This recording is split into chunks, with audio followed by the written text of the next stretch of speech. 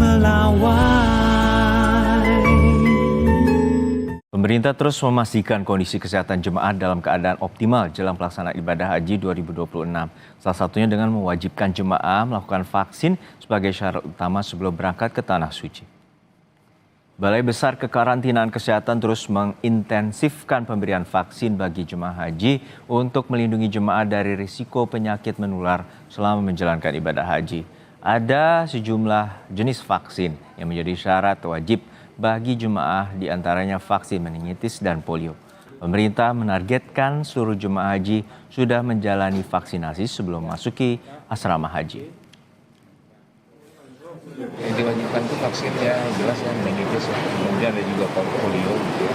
Dan kemudian kalau seandainya ada jemaah haji yang ingin vaksin flu ya silakan aja. Kemudian diwajibkan seperti itu.